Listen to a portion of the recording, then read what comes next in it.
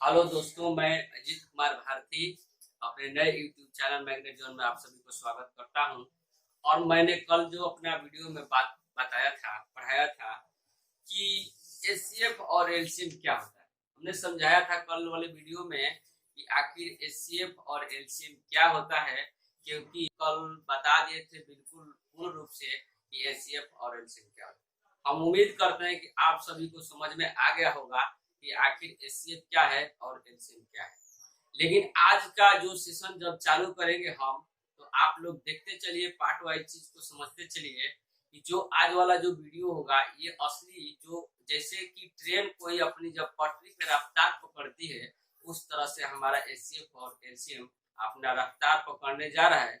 आप लोग गौर से समझते चलिए और देखते चलिए कि आखिर हाँ आगे भी एचसीएफ और एलसीएम क्या है।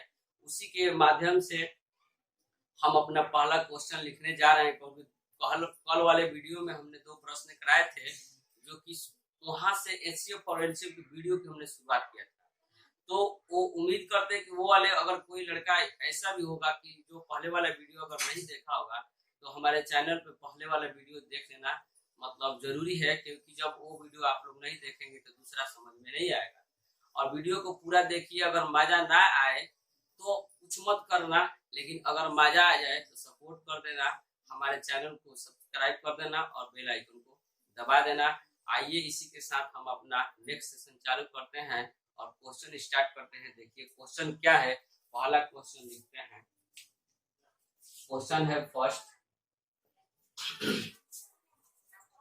6 4 पी और क्यू आर, पी का स्क्वायर क्यू आर कॉमा है 144 और पी के स्क्वायर और क्यू आर के पावर क्यू, फिर उसके बाद 32 और पी के स्क्वायर और आर का एचसीएफ ज्ञात करें। मैंने कल वाले वीडियो में बताया था कि 2 प्रश्न कराए थे, कि दोनों प्रश्न था एलसीएम का, लेकिन आज जो प्रश्न हम करा रहे हैं ये प्रश्न हमारे एचसीएफ का है। तो हमने एलसीएम वाले प्रश्न में बताए थे कि बड़ी घात वाली संख्या ही एलसीएम कहलाती है। लेकिन अब जो एचसीएफ का पूरे वीडियो में ये चर्चा चलेगा कि जब भी वीडियो का पावर घात वाले प्रश्न जब बनता है एग्जाम में, तो उसका एचसीएफ और एलसीएम पूछा जाता है। तो घात वाले प्रश्न में जब भी ऐसा प्रश्न आता है एग्जाम में, और घात वाले प्रश्न जब भी पूछा जाता है, तो इसमें अगर एलसीएम का बात करेगा तो बड़ी घात वाली संख्या एलसीएम होती है और छोटी घात वाली संख्या एचसीएफ होती है। तो आइए हम देखते हैं इस क्वेश्चन को कि कैसे हम बनाएंगे और कैसे मतलब इसको हम समझेंगे कि आखिर यही एचसीएफ है, इसका एचसीएफ कितना होता है। अब देखिए यहाँ पर समझिए, जैसे कि पीछे वाला प्रश्न में अगर एलसीएम था तो हमको एलसीएम निकालना पड़ा था, लेकिन ई वाले प्रश्न में एचसीएफ है तो हम सबसे पहले एचसीएफ निकालेंगे। तो एचसीएफ क्या होगा, ये 64 है, उसके बाद 44 है और उसके बाद 32 है। ये 3 नंबर है, एक नंबर यहाँ है और एक नंबर यहाँ है और एक नंबर यहाँ है। इन तीनों नंबरों का सबसे पहले हमें एचसीएफ निकालना। तो तीनों नंबरों का तो हमने बताया है कि अगर ये 3 डिजिट वाले एचसीएफ निकाला जाता है, 3 डिजिट वाले जब एचसीएफ निकाला जाता है, तो सबसे पहले एक तो संख्या एक से छोटी होगी, मतलब एक संख्या बड़ी होती है, तो इससे बड़ी ये संख्या है, लेकिन इससे बड़ी भी ये संख्या है। माने कहने का मतलब कि 32 संख्या ये बड़ी है, लेकिन इससे बड़ी भी ये संख्या है, 144 संख्या है। तो पहले दो छोटी वाली संख्याएं को हम लेते हैं। तो इन दोनों संख्याओं का एचसीएफ जब हम निकालेंगे, तो वही हमारा पुराना वाला सिस्टम है जो शुरू से बनाते हैं, क्या है कि 32 और 64 का हम एचसीएफ लेंगे। तो 32 दूनी का 64 2 बार में कट जाएगा, तो ये दोनों कट जाएगा, तो इसका एचसीएफ जो आएगा ये 32 होगा, इसका एचसीएफ जो 32 होगा।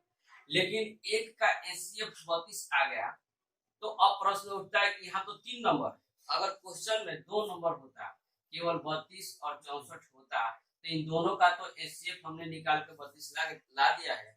लेकिन अब एक संख्या जो ये बीच वाली संख्या है, अब इसका भी हमें एचसीएफ चाहिए, तो अब इन दोनों का हम कंबाइन करके एचसीएफ निकालेंगे, क्योंकि एक संख्या से ये थोड़ा छोटी होती है, इसलिए इससे हम इसमें एचसीएफ निकालते हैं। तो जब इसका हम एचसीएफ निकालेंगे तो यहाँ 64 हो जाएगा और एचसीएफ में 144 हो जाएगा। तो 64 दूनी कितना हो जाएगा भाई, 128 संख्या हो जाती है। यहाँ पे 128 होगी 2 बार में, तो 3 बार में ज्यादा हो जाएगी, क्योंकि ये 60 है तो 24 240 से अधिक हो जाएगी, वो संख्या नहीं होगी। तो यहाँ पर 14 में से अगर 8 जाएगा तो 6 हो जाएगा, और यहाँ संख्या 3 है और 3 में से 2 गया तो यहाँ 1 हो जाएगा। अब यहाँ पे आ गया 16, और ये संख्या जब 16 प्राप्त हो गया तो इन दोनों संख्याओं का एचसीएफ, जो ये एचसीएफ है, ये इन दोनों संख्याओं का एचसीएफ 16 हो गया। अब कहने का मतलब कि देखिए ऐसे ऐसे प्रश्न होता है एचसीएफ वाले में कि अगर ये डिजिट और ये डिजिट अगर दोनों का एचसीएफ सेम आता है, अगर यहाँ 16 आ जाता और यहाँ 16 आ जाता तो दोनों का एचसीएफ 16 होता। लेकिन यहाँ एक संख्या इन दोनों का एचसीएफ, इसका और इसका 32 आया है, और इसका और ये दोनों संख्या 144 और 64 का एचसीएफ 16 आया है। तो इसका मतलब हमें एक बार और एचसीएफ निकालना पड़ेगा, और वो क्या होगा कि पहला एचसीएफ 16 है और दूसरा एचसीएफ 32 है। तो इस संख्या से इसमें फिर हम एचसीएफ निकालेंगे तो हमारा हो जाएगा 16 और 32 का एचसीएफ जब निकालेंगे तो 2 बार में 32 बिल्कुल कट जाएगा। तो जब ये एचसीएफ से ये एचसीएफ जब कट जाएगा तो हमारा बिल्कुल जो करेक्ट एचसीएफ आएगा, तो टोटल नंबर का इन तीनों नंबरों का एचसीएफ जो हमें मिलेगा, ये हमें एचसीएफ बराबर 16 हो जाएगा। इन तीनों नंबरों का एचसीएफ 16 हो जाएगा। एचसीएफ तो 16 आ गया, लेकिन अब बात ये है कि अगर इस प्रश्न में एचसीएफ 16 निकल गया तो ये इसके साथ में कुछ अलजेब्रा के बात लिखा गया है, ये पी के स्क्वायर क्यू आर और 144 और पी के स्क्वायर क्यू और आर के क्यू 32 फिर पी के स्क्वायर फिर आर लिखा गया है। तो एचसीएफ तो हमारा 16 आ गया, तो 16 आ गया तो इन तीनों नंबरों का तो 16 आ गया, लेकिन इसके साथ ये अलजेब्रा वाला बात लिखा गया है। तो इसको हम कैसे जानेंगे कि नंबर के लिए तो 16 एचसीएफ हो गया, लेकिन ये वाला जो अलजेब्रा वाला बात है ये कैसे होगा इसके साथ में, यही ऑप्शन में दिया जाता है। बार बार एग्जाम में ऐसे प्रश्न का एचसीएफ निकालने के लिए इसी डिजिट पे आधारित रहता है, ये नंबर रहता है साथ में, तो हम घबरा जाते हैं कि आखिर 16 तो एचसीएफ सब में कॉमन रहेगा। लिखेगा ऑप्शन में जैसे लिखेगा ए में कि 16 लिखेगा पी का क्यू आर का स्क्वायर लिख देगा, फिर यहाँ लिख देगा जैसे ऑप्शन नंबर बी में लिख देगा, क्या लिख देगा भैया, लिख देगा पी, फिर लिख देगा आर का क्यू लिख देगा। ऐसे करके ऑप्शन 4 को बनाएगा और पूछेगा कि इसका एचसीएफ क्या है। तो 16 सब में कॉमन रहेगा, लेकिन यहाँ से डिसाइड होता है कि इसका एचसीएफ क्या होगा। इसलिए इसको समझने के लिए सबसे पहले हम एक बात बताते हैं, थोड़ा इस बात को गौर से सुनिए और देखिए कि क्या बात है। जैसे बताते हैं,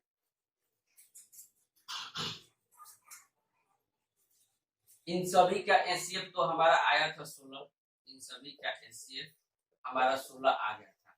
लेकिन हमने पिछले वाले वीडियो में पढ़ाया है कि एलसीएम वाले प्रश्न में बड़ी घात वाली संख्या एलसीएम होती है, लेकिन एचसीएफ वाले प्रश्न में लिखेंगे कि एचसीएफ में छोटी घात वाली संख्या एचसीएफ होती है। छोटी घात वाली संख्या, ये स्टार डाल के बात लिख लेना कि छोटी घात वाली संख्या एचसीएफ होती है। इसलिए इसका तो 16 हो गया, इसका एचसीएफ तो 16 हो गया, यानी एचसीएफ इसका 16 हो गया। और इसके साथ में अब देखिए पी का स्क्वायर, यहाँ पी का स्क्वायर, यहाँ पी का स्क्वायर, मतलब पी का स्क्वायर तीनों में कॉमन है और सबसे छोटा वही है, तो यहाँ हम लिख देंगे 16 के साथ में लिखेंगे 16 और पी के स्क्वायर। और उसके बाद में है कि क्यू, और क्यू यहाँ पर भी है, लेकिन इस समीकरण में क्यू है ही नहीं। मतलब अगर तीनों में क्यू होता तो हम एक क्यू को लिखते, लेकिन इस समीकरण में क्यू नहीं है, इसके लिए हम यहाँ क्यू नहीं लिखेंगे। लेकिन यहाँ आर है, फिर यहाँ आर का क्यू है, फिर यहाँ भी आर है। तो हमने अभी बताया कि एचसीएफ वाले प्रश्न में छोटी घात वाली संख्या एचसीएफ होती है, इसलिए इसका क्यू ना लेकर के आर यहाँ भी है, आर यहाँ भी, तो हमारा आर हो जाएगा और यही ऑप्शन में रहेगा। तो हमारा आंसर क्या हो जाएगा, 16 पी का स्क्वायर आर, यही हमारा आंसर हो जाएगा, यही हमारा आंसर। मैं उम्मीद करता हूं कि ये प्रश्न आप सभी को समझ में आया होगा और मैं अगला प्रश्न लिखने जा रहा हूं, जरा आप लोग सोचिए कि उसका आंसर क्या होगा। अब देखिए जरा गौर से और सोचिए और उस प्रश्न को बनाइए।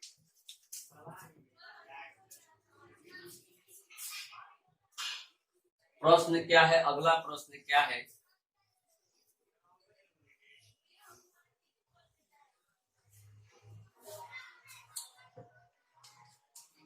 अगला प्रश्न है कि 40 क्वेश्चन है, 40 ए का स्क्वायर बी का स्क्वायर सी का स्क्वायर कॉमा 60 ए का क्यूब बी और सी का क्यूब कॉमा 80 ए और बी का क्यूब और सी का स्क्वायर का एचसीएफ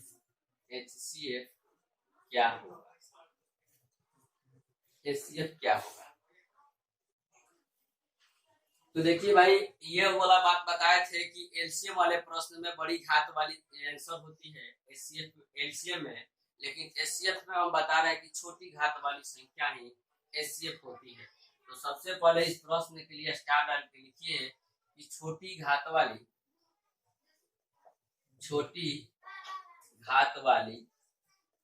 संख्या एचसीएफ होती है, छोटी घात वाली संख्या एचसीएफ होती है। लेकिन सबसे पहले हम नंबरों का एचसीएफ निकालते हैं। नंबर का एचसीएफ क्या है कि लिखेंगे 40 और लिखेंगे 60 और लिखेंगे 80। तो 3 अगर डिजिट दिया रहेगा तो हम शुरू से बताते आए हैं कि एक संख्या इससे ये छोटी होगी, फिर इससे ये संख्या बड़ी होगी। मतलब एक संख्या बीच में होती है, एक संख्या इससे छोटी होती है, एक संख्या इससे बड़ी होती है। तो ऐसे क्वेश्चन का हम एचसीएफ बचपन से पढ़ते आए हैं कि सबसे पहले हम 60 में और 40 का हम एचसीएफ, जब ये पूरा कुछ बात बता लेंगे, एचसीएफ का क्वेश्चन करा लेंगे, कुछ कंसेप्ट सेट हो जाएगा माइंड में, तब हम बताएंगे एक वीडियो में कि एचसीएफ और एलसीएम तुरंत कैसे निकालते हैं। उसके लिए एक स्पेशल वीडियो बनाएंगे, आप लोगों को घबराना नहीं। हम उस टाइम में समझा देंगे कि आखिर एचसीएफ और एलसीएम तुरंत कैसे निकालते हैं। लेकिन अब देखिए, पहले प्रश्न को समझिए कि आखिर ये प्रश्न बनेगा कैसे। यहाँ दिया गया है कि 40 है, तो यहाँ 40 एक बार में जाएगा, तो ये 40 फिर 20 हो जाएगा। और इधर में 40 लिखेंगे तो ये 20 से 2 बार में बढ़ जाएगा 40। तो ये इसका एचसीएफ जो आएगा, एचसीएफ इसका जो आएगा ये 20 आएगा। लेकिन इन दोनों का एचसीएफ 120 तो आ गया, इन दोनों का एचसीएफ 20 तो आ गया। लेकिन अब इन दोनों का संख्याओं का हम एचसीएफ अब फिर लेंगे, तो देखिए 60 इधर है और 80 इधर हम लिखेंगे, तो इनका एक बार में 60 जब ले जाएंगे तो ये 60 फिर 20 हो जाएगा, फिर इधर 60 आएगा तो ये 20 ले कट जाएगा 3 बार में, तो 60 कट जाएगा तो ये 20 हो जाएगा। कहने का मतलब इसका भी एचसीएफ 20 हो गया। यहाँ 20 एचसीएफ, यहाँ 20 एचसीएफ, और दोनों संख्याओं का जब एचसीएफ 20 आता है तो हमारा एचसीएफ डेफिनेटली 20 हो जाता है। जैसे पिछले वाले प्रश्न में का 16 का 32 आया था, तो फिर हमको 16 और 32 को निकालना पड़ा था, तो उसका एचसीएफ 16 आया था। लेकिन दोनों कंडीशन में 20 आ रहा है ना भी, तो फिर इन दोनों का एचसीएफ निकालेंगे, तो फिर हम क्या करेंगे, 20 में 20 का एचसीएफ निकालेंगे तो एक बार में 20 कट जाएगा। तो टोटली नंबर का इन तीनों नंबरों के लिए एचसीएफ जो हमारा प्राप्त होगा, यही तो हमारा 20 होगा। यही तो हाईएस्ट कॉमन फैक्टर है, यही तो जेन्स है। अब देखो भैया, बात बताते हैं एक बात कि यहाँ तो हमारा एचसीएफ 20 आ गया, तो अब प्रश्न यहाँ उठता है कि इसका और इसका एचसीएफ 20 आ गया, लेकिन प्रश्न में तो ये अलजेब्रा की कुछ बात लिखे गए हैं। ये अलजेब्रा का बात भी एग्जाम के ऑप्शन में सेट रहता है, और उसको समझेंगे कि आखिर वो क्या होगा। देखिए जरा, अब हमने बनाया कि इन सभी का नंबरों का एचसीएफ, इन तीनों नंबरों का एचसीएफ बराबर 20 हमने प्राप्त किया। इन तीनों नंबरों का एचसीएफ 20 प्राप्त किया। कहा गया है कि एचसीएफ क्या है, मतलब एचसीएफ जेंस है, मतलब इन तीनों नंबरों को काट दे, वही तो एचसीएफ है। शुरू से बताते आए हैं कि एचसीएफ इज द जेंस, क्योंकि ये सभी नंबरों को काटेगा, यही तो जेंस है, यही तो एचसीएफ है। तो अब इन सभी का एचसीएफ 20 आ गया। लेकिन अब यहाँ डिसाइड करेंगे कि इस अलजेब्रा के बाद जो लिखा गया प्रश्न में आखिर यहाँ क्या होगा। तो यहाँ देखो भाई, लिखा गया कि छोटी घात वाली संख्या एचसीएफ होती है। तो यानी छोटी घात वाली अगर ए को लेंगे तो यहाँ ए का स्क्वायर है, यहाँ ए का क्यूब है, लेकिन यहाँ एक का पावर कुछ नहीं है, तो इसका मतलब यहाँ एक है। और यहाँ एक पावर एक है, तो सबसे पहले ना हम स्क्वायर को लेंगे ना 3 को लेंगे, यहाँ पर हम केवल ए को लेंगे, क्योंकि सबसे छोटी घात वाली संख्या एचसीएफ होती है। तो यहाँ ए हो जाएगा। बी को देखेंगे तो बी का स्क्वायर है, बी का यहाँ कुछ नहीं है, बी का यहाँ क्यू है, तो यहाँ स्क्वायर है तो ज्यादा ही है, बी का यहाँ क्यू है तो ज्यादा ही है, लेकिन यहाँ बी का कुछ नहीं है, इसका मतलब सबसे छोटी घात वाली संख्या बी है, तो यहाँ हम बी ले लेंगे। रह गया बात कि सी का, तो देखो भैया सी का स्क्वायर यहाँ पर है और सी का क्यू है और सी का स्क्वायर यहाँ है।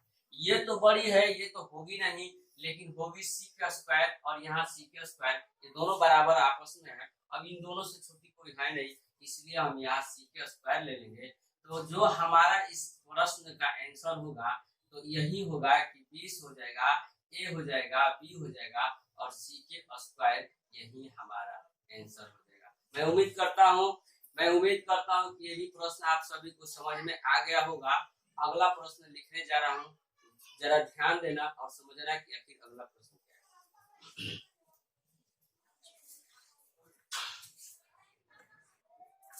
देखिए दोस्त, अगला प्रश्न क्या है। अगला प्रश्न हम थोड़ा लिखते हैं। क्वेश्चन नंबर है 3 के पावर 7, 3 के पावर 7, 3 के पावर 9 और 3 के पावर 11, उसके बाद 3 के पावर 2 का एलसीएम क्या होगा, एलसीएम क्या होगा। ये वाले प्रश्न में जब एलसीएम पूछा है तो इस प्रश्न में हमने पहले ही बताया है कि एलसीएम में होता है बड़ी घात वाली और एचसीएफ में होता है छोटी घात वाली। अगर संख्या घात में दिया है तो भाई इसमें पेन लगाने की जरूरत नहीं है। इस प्रश्न को क्या कर सकते हैं, सबसे पहले बस हम बताए हैं कि एलसीएम में छोटी घात वाली संख्या, छोटी घात वाली बड़ी, यहाँ पर एलसीएम में बड़ी घात वाली संख्या एलसीएम होती है, एलसीएम होती है। बड़ी घात वाली संख्या एलसीएम में बड़ी घात वाली संख्या। अब यहाँ पे देखिए कि यहाँ पर दिया गया कि 3 के पावर 7, 3 के पावर 9 और 3 के पावर 11 और 3 के पावर 2 और का एलसीएम पूछा है। तो बड़ी घात वाली एलसीएम में हमेशा बड़ी घात वाली संख्या होती है। तो इसमें बनाना कुछ नहीं है। अगर ये आधार सेम दिया है, ये आधार अगर सेम दिया है, ये आधार अगर बराबर दिया रहता है, तो ऐसे प्रश्न में ये बड़ी घात वाली संख्या ही एलसीएम होती है। इसलिए इसका एलसीएम निकालने के लिए ये आधार समान है, तो हम इसको दूसरा कोई रूल नहीं अपनाएंगे, डायरेक्टली लिखते हैं एलसीएम बराबर 3 के पावर 11, यही हमारा आंसर हो जाएगा। क्योंकि ऐसे भी एग्जाम में प्रश्न पूछे जाते हैं और बार बार पूछे गए हैं, आज से लेकर के बहुत पहले तक में CGL, CPO, SSC, bank, railway, सभी में पूछे जाते हैं प्रश्न मेरे दोस्त। लेकिन जिस कंपटीशन की तैयारी करते हो, जो भी तैयारी करते हो, कुछ भी करते हो, पढ़ाई होता है, सब चीज सीखना जरूरी है, नहीं तो हम सफल नहीं पाएंगे। अगला प्रश्न हम लिखने जा रहे हैं, थोड़ा देखना कि अगला प्रश्न क्या है, अगला टाइप क्या है।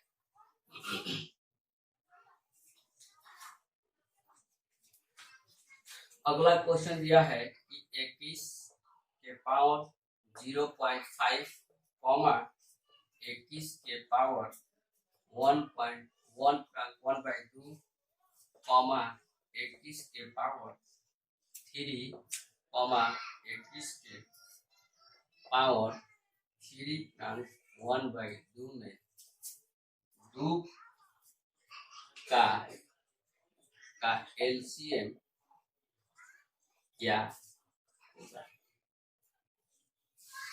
तो इस प्रश्न में भी बस स्वयं वही वाला पिछले ही वाला बात है कि इसमें क्या है कि यहाँ भी आधार समान है, यहाँ आधार समान है, यहाँ आधार समान है, यानी सभी आधार यदि बराबर है तो बड़ी घात वाली संख्या एलसीएम होती है। यानी बड़ी घात वाले प्रश्न में जब एलसीएम पूछे तो बड़ी घात वाली, जब एचसीएफ पूछे तो छोटी घात वाली, ये बात बस याद रखना है। तो इसमें हम लिखेंगे यही स्टार डाल के कि एलसीएम में बड़ी घात वाली संख्या एलसीएम होती है। ये बात समझना है इस प्रश्न में। तो डायरेक्टली इसमें अलग कैलकुलेशन करने की कोई जरूरत नहीं भाई। यहाँ 0.5 है, मतलब 1 का आधा है, यहाँ पर 1.5 है, यहाँ पर 3 है, यहाँ पे 3.5 है। इसका मतलब कहने का मतलब कि जो बड़ी घात वाली संख्या जब एलसीएम होती है तो सबसे बड़ी घात तो यही है, क्योंकि ये सब तो इन घातों से छोटा है, इसलिए इसका एलसीएम डायरेक्टली लिखेंगे तो एलसीएम बराबर हो जाएगा 21 का पावर 3/1/2। यही हमारा आंसर हो जाएगा, यही हमारा एलसीएम। मैं उम्मीद करता हूं कि आज का पढ़ाई ये इतना तक मैं रहने देता हूं, क्योंकि अगला क्वेश्चन हम नेक्स्ट डे और अच्छे तरीके से समझाएंगे। पहले इस वीडियो को देखिए और इसको समझिए। इस क्वेश्चन को हमने ये अपना दूसरा वीडियो बनाया है। अगर ये प्रश्न अगर समझ में आ जाए तो बहुत बढ़िया बात है, क्योंकि इतना अच्छा से बताए हैं कि ना समझने की तो कोई बात ही नहीं है। कहा गया है कि दुनिया में अगर कुछ ना करे, कुछ भी ना करेंगे तो क्या करेंगे, कुछ तो करना ही है। अब ऐसा नहीं है कि इस दुनिया में सभी लोग अमीर ही है, बहुत सारे ऐसे लोग हैं, बहुत सारे स्टूडेंट तो 80% ऐसे ही होते हैं जिनके घर में बहुत सारे प्रॉब्लम होते हैं, पैसों की समस्या होती है, तरह तरह की कठिनाइयों को झेलते हुए स्टूडेंट अपना पढ़ाई को पूरा करता है और गरीबी को झेलते हुए अपने सफलता को हासिल करना चाहता है मेरे दोस्त। तो इसलिए अब एक बात समझ लो कि गरीबी कैंसर की बीमारी की तरह होती है। जिसके पास गरीबी है तो सोचो वो कैंसर के पीड़ित है, और कैंसर वाले आदमी के पास कोई रहना नहीं चाहता। इसलिए हम कहते हैं कि गरीबी तोड़ देती है जो रिश्ते खास होते हैं, और पराये अपने होते हैं जब पैसा पास होते हैं। अगर हम सफल नहीं होंगे, अगर पैसा नहीं कमाएंगे तो हमारा कोई साथ नहीं देगा। उसके लिए हमें शिक्षा चाहिए, और शिक्षा के लिए हमें पढ़ाई की जरूरत है। अगर हम पढ़ाई नहीं करेंगे तो हम सफल नहीं हो पाएंगे। इसलिए भैया इस वीडियो को समझिए अच्छा से और पढ़ते चलिए। अगर हमारे पढ़ाई में थोड़ा सा भी कहीं मिस्टेक हो जाए आप लोग माफ कर दीजिए। कहा गया है कि आजकल का तो जमाना है मोबाइल का, तो कुछ लड़के ऐसे कहते हैं हाय बेबी हाय हेलो, वो तो चलता ही रहता है, लेकिन उस हाय बेबी हाय हेलो से ये जो हमारा भोजन वाला व्यवस्था है ना भाई साहब, ये चलने वाला है नहीं। तो उसको इग्नोर करते हुए हाय बेबी हाय हेलो तो बहुत करेंगे हम लोग, हाय बेबी हाय हेलो तो बहुत करेंगे। अगर एक बार भैया अगर सफल हो जाए जिंदगी में, और एक बार अगर इंसान सफल होकर के कुछ पैसा कमा ले, तो सारे सुख ऐश्वर्य मिलता है जो हमें चाहिए। ये हाय बेबी हाय हेलो फिर काम नहीं आएगा। इसलिए हमारे बातों को थोड़ा सोचते हुए अपने पढ़ाई को पूरा कीजिए, और अपना ये सेशन आज यही समाप्त करते हैं। अगला बात अगला वीडियो में हम अपलोड करेंगे, और ध्यान पूर्वक इसको देखते रहिए। जय हिंद, जय भारत, वंदे मातरम।